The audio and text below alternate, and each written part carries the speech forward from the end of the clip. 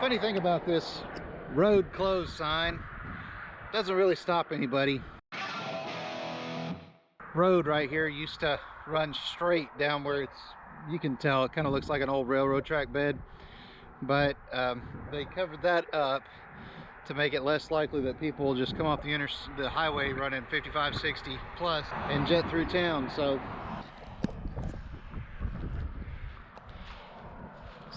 the state or the county cut a new road where you got to turn hard, and we've got this little road that cuts off here, and this is all just pavement that they covered with some soil and turned into you know, road closed, right?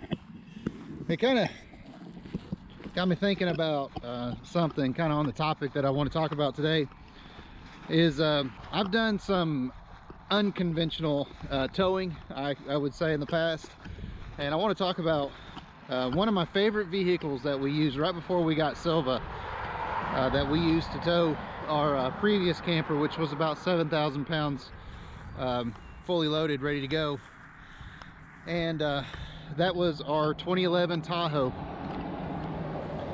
It had a 5.3 liter V8 6-speed transmission, and that Tahoe had 3.307 rear axle ratio. It was a 2-wheel drive, and it had a tow rating of 5,500 pounds. So I'm no stranger to towing at limit or over limit, and a couple reasons that I was able to get away with it, and not just get away with it, but like do it very successfully for thousands and thousands of miles, was because I'm not afraid to modify my vehicles to help them do what they need to do. So I didn't have to add much to the Tahoe to get it to actually pull that trailer very well. I added a dialed in weight distribution hitch, dual friction sway control, just like what I use with Silva. I used a 1,000 pound Harbor Freight hitch and the Harbor Freight sway bars. And let's see, I changed the tires to LTEs. I think I used General Grabbers. Those tires wear like iron. They were awesome. They were supposed to be a 30,000 mile tire, and at 40,000 miles, looks like they had more, but maybe 10% of the tread off. They were incredible. Handled good in the rain too. Those were good tires. I probably should have put those on Silva. But anyway, that trailer and that Tahoe were matched so good.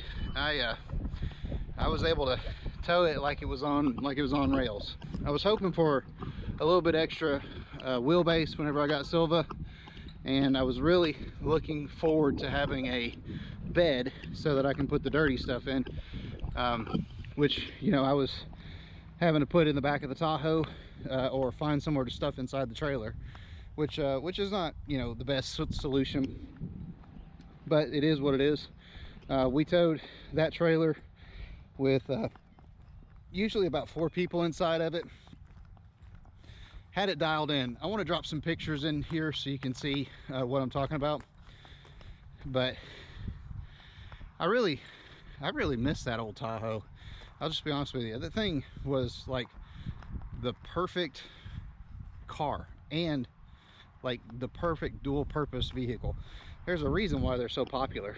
It can go from car to van to truck in some cases really fast. And so I've really enjoyed having Silva, but I had missed the Tahoe. So one thing with towing with a short wheelbase, that's what a Tahoe is a shorter wheelbase tow vehicle. Kind of goes against all traditional convention of towing large travel trailers with wheelbase. So figuring wheelbase versus you know, the trailer length. Our previous trailer was a Zinger with a bunkhouse in it. It was 31 feet overall length. So it was about 5 feet shorter than this trailer we have now, and about 2,000 pounds lighter, fully loaded. The tongue weight on that old trailer was about 850 pounds loaded for camping. So once we got it all loaded up, we got the trailer hitched, everything. We were running pretty heavy, but there were not many times where I felt like I was out of control or anything like that. I didn't say no times, because there certainly are times whenever you're towing that, you know, if you're pushing the limits a little bit, the truck and the trailer are going to let you know that. And I'm going to have to use the east to west as an example because we don't have the zinger anymore. So let me get you turned around, I'll show you. So this is the coupler of the travel trailer. This is our big east to west 36 footer. She's put away for the winter. Pretty nice day today.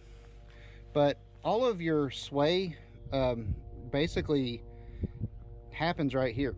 Like if your trailer is taking control of your truck, this is where it's happening, because this is the only place where there's like a real physical connection between your truck and the trailer. And so all the sway forces, everything gets pushed through this ball and it gets transferred onto the vehicle. So there were times whenever we were towing that a wind gust, you know, passing vehicles, just really bad weather would cause the trailer to be felt. I don't know how else to put it. I don't want to call it driving like the trailer was the one in control. I have felt that before, and that is terrifying. But overall, that Zinger and that Tahoe were pretty well matched after I dialed in the weight distribution hitch.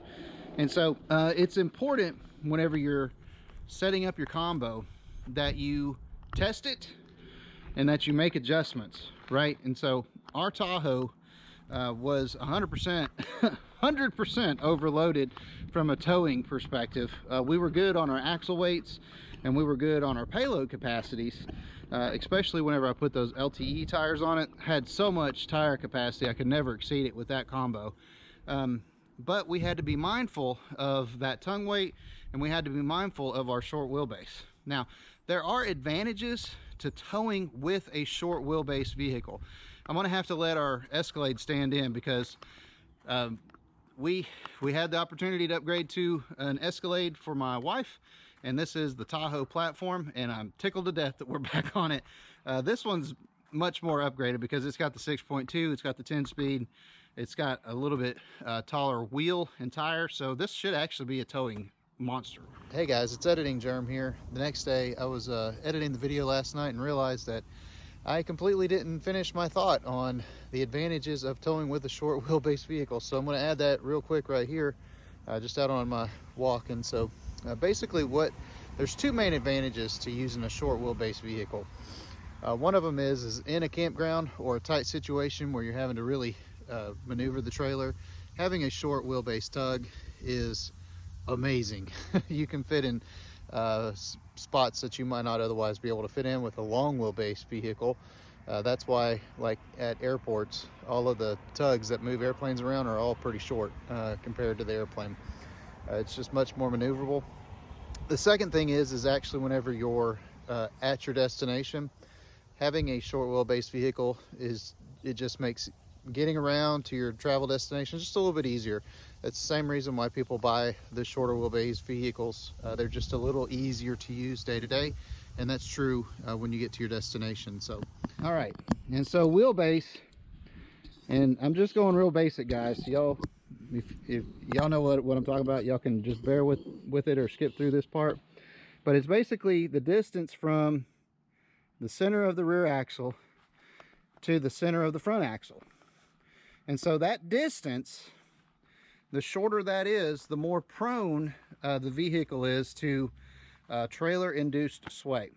And that's just because whenever the trailer pushes on the back of the vehicle, there's just less leverage from the wheelbase to counteract the forces that are on the trailer. That's the way it is. That's why whenever people upgrade to like a dually, they tend to call that a massive upgrade.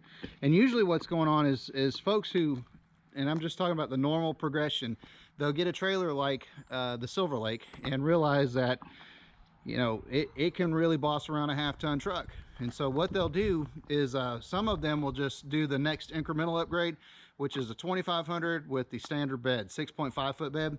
And then other folks will just go all in and say, you know what, I'm done with a half ton. I'm done with the little trucks. I'm going with a 1 ton dually. And so they think that the dually is what has made the stability problem disappear.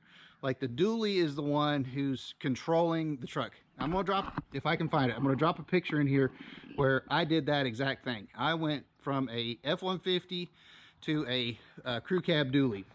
And it was a long bed crew cab dually, F-350. And let me tell you, you don't really worry about trailer sway very much whenever you have a crew cab long bed dually. And here's the reason why. I want to let Silva stand in for this one. The wheelbase is significantly longer. Now, I don't know if you guys have ever noticed this, but like on a Tahoe, and I've actually got Jonathan's Tahoe sitting right here. The rear axle is just behind the door. Y'all see that? So Jonathan bought a 2015, 2016 Tahoe. So it's going to stand in good for this. So the rear axle is just behind the door. On a Tahoe, you actually got the doors cut out for the wheel well. If you have a Suburban, the doors go straight down just like they do on a half-ton pickup truck. Let me show you. See how my doors go straight down?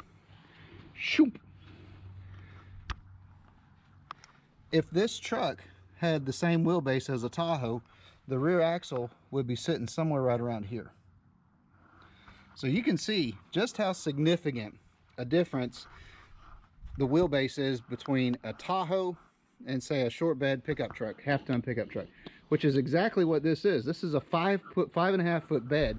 They make them with a longer bed with a 6.5 foot bed that you can get optional, which will increase the wheelbase even more. So what happens whenever people go from a half-ton short bed with a 5'8" bed or 5'5" bed if you have a Ford or one of the other vehicles to a crew cab long bed dually, is you have significantly lengthened your wheelbase, and just that one change by itself will cause a tremendous impact on perceived towing stability. It's not so much that you got the extra wheels back there, it's that you have added so many literal feet of wheelbase to your setup. And so that's what we had to battle whenever we had the Tahoe. If you are using a short wheelbase, and John's come out here and visiting with us, but if you're going to be using a short wheelbase Tahoe, let me get on the other side so we can see it in the sun. If you're going to be using a short wheelbase Tahoe, a short wheelbase Expedition, a short wheelbase Escalade, a short wheelbase Sequoia, short wheelbase like Infinity QX 50, 80, any of those short bed or short wheelbase full-size vehicles, you're going to deal with a little bit of perceived sway or perceived movement of the trailer, more so than having a long bed truck. You're talking 4.5 feet of extra length on a It is. long bed. It's almost 4.5, 5 feet of extra length. These have, I think, 97 inches of wheelbase. Mm-hmm. The long bed crew cab dualies have 131 inches of wheelbase. It's massive. And so you're adding feet to the wheelbase. It didn't change the fact that we were able to tow successfully with our short wheelbase Tahoe. So there's a couple things you can do to help mitigate that. And the very first thing is to get your weight distribution hitch really dialed in. I'm going to drop in a picture right here with our Tahoe set up towing that trailer. So you'll see that my Tahoe is completely flat. It had a perfectly dialed in weight distribution hitch. The short wheelbase also has a couple different advantages over a full length Suburban. Let me show you. So I want to talk about rear overhang for just a second. And we're talking just concepts today, okay? Rear overhang is the amount of distance from the hitch to the actual back axle. And I want you to notice, on these vehicles, it's very short. That is an advantage. 2.5 feet? Yeah, it's very short. Look at the Silverado, even with the 5.5 or 5'8" bed, the rear overhang is probably about the same, maybe even a little less. Maybe even a little less. But on a Suburban, it is significantly more, because basically you're taking this entire cargo area and moving it all the way behind the wheels. 22 inches. Yes, so you have a significant amount of overhang, which is another force that goes into trailer sway. Make sure that if you're using one of these vehicles, make sure your weight distribution hitch is dialed in. Make sure your sway controls are dialed in. We are coming up on towing season. I'm going to try to make a video showing you how to dial in a friction sway control if you guys are interested in that. If you are, let me know down in the comments below. We're going to go hide behind the Tahoe because the wind's blowing. If you're interested in that, let me know below, and I'll be more than happy to try to make a video on that.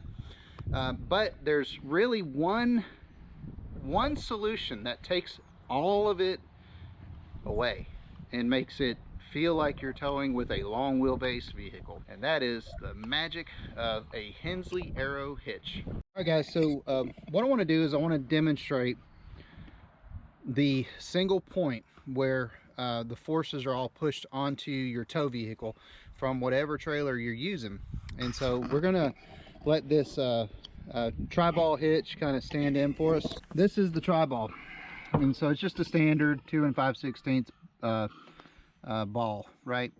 And so this is going to simulate you know, Jonathan's hand right there simulating the truck receiver, and he's moving back and forth, and what that's doing is that is simulating the vehicle and the truck moving. So simulate a turn for us, Jonathan, like you just did. All right, and just stop right there. So whenever the vehicle's making, this is a left-hand turn, whenever it's making a left-hand turn, the forces are actually on the other side of this hitch that's pulling it. So he's pulling it that way, and as you oscillate back and forth, as you go over the road surface or up and down, it actually is moving all the time. And so as you're traveling straight down the road, let's just pretend that we're traveling straight down the road, and we're just driving normal road surfaces. Jonathan, just oscillate it back and forth. Yeah, like that. That's literally how your hitch is moving inside of that coupler all the time. Like 100% of the time as you're traveling, there are these forces that are moving, even if you're going in a straight line. And so that's why the sway bar attaches to the hitch to try to minimize that movement. I know we call them sway bars, but really all they are they're just stability bars more than anything. So all of these little movements, keep moving, oscillating that, Jonathan. All those little movements like that, all that can really happen, and it's all on that ball. So whenever this trailer starts swinging, you know, they call it the tail wagging the dog. Here, let me show this specifically. What's going on is the trailer is moving back and forth, but the truck's staying stationary. So the tongue's moving left and it's moving right, and it feels like the trailer is wagging the dog. And how you minimize that is you definitely use sway bars, but you want to get your weight distribution hitch dialed in. You want to make sure that your tires are not overloaded. You want to make sure that everything is towing level, and you can minimize this. But, and this is a big but, one piece of technology developed by a man named Jim Hensley actually removes the ball completely from the equation. And so all of this movement side to side, if you buy a Hensley, completely goes away. All that side to side movement like this is transferred from the trailer directly into the hitch head, directly into the truck. And so it actually mimics kind of a fifth wheel design. The ball is still in play. If you look at a Hensley hitch, and I'll try to drop a picture in here, the ball is still connected to the Hensley hitch, but it only is for this forward and aft movement, and to actually keep the thing coupled together. It's not moving on the hitch at all.